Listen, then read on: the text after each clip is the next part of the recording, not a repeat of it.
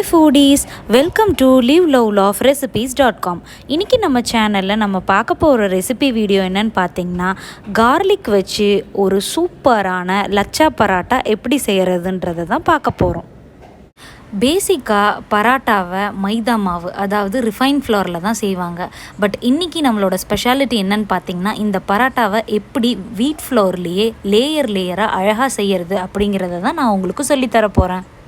இதுக்கு முதல்ல நம்ம ஒரு கார்லிக் ஸ்ப்ரெட் ரெடி பண்ணணும். இந்த கார்லிக் ஸ்ப்ரெட்டை வச்சு தான் நம்ம பரோட்டாவே செய்ய ஆரம்பிக்கணும். இப்போது ஒரு 30 to 40 grams of Pattarai room டெம்பரேச்சரில் இருக்கிற மாதிரி எடுத்து வச்சுக்கோங்க. இது கூடவே 8 to 10 cloves ஆஃப் கார்லிக் எடுத்து நல்லா பொடி பொடியாக சாப் பண்ணிக்கோங்க. ரொம்ப சின்னதாக சாப் பண்ணி வச்சுருக்கணும், அப்போ தான் இது நல்லாயிருக்கும்.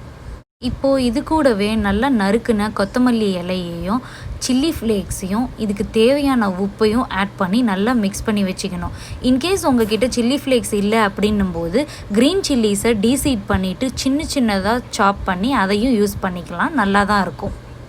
இப்போது நம்மளோட கார்லிக் ஸ்ப்ரெட் ரெடி ஆகிடுச்சு. இதுக்கப்புறம் நமக்கு தேவையான விஷயம் என்னன்னு பார்த்தீங்கன்னா சப்பாத்தி மாவை எப்பயும் போல் 1 to 2 hours முன்னாடியே நல்லா நீட் பண்ணி ரெஸ்ட் பண்ணி வச்சுருக்கணும். எப்பயும் போல் சப்பாத்தி மாவுக்கு கோதுமை மாவு, உப்பு கொஞ்சமாக அண்ட் 1 tablespoon ஆஃப் ஆயில், கொதிக்கிற தண்ணி போட்டு நல்லா நீட் பண்ணி வச்சுக்கணும்.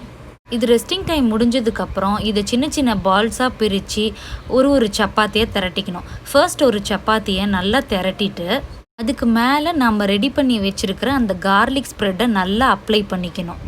இப்போது ஒரு எட்ஜிலேருந்து ஸ்டார்ட் பண்ணி கொஞ்சமாக ஃபோல்ட் பண்ணி ப்ளீட் பண்ணி பராட்டாவோட எண்டு வரைக்கும் ப்ளீட்டை எடுத்துகிட்டு வந்துட்டு அதுக்கப்புறமா நல்லா டைட்டாக அதை ரோல் பண்ணிக்கோங்க. நம்ம சாதாரணமாக ஒரு கடையில் பரோட்டா பார்ப்போம் இல்லையா, அதே மாதிரியே.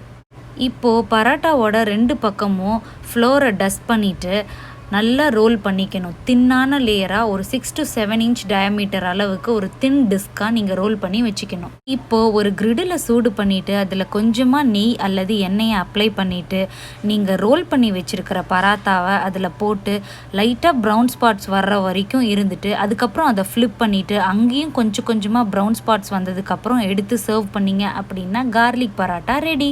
இந்த ரெசிபியை நீங்களும் உங்கள் வீட்டில் ட்ரை பண்ணிவிட்டு எப்படி வந்திருக்கு அப்படின்றத காமெண்ட்ஸில் சொல்லுங்கள்.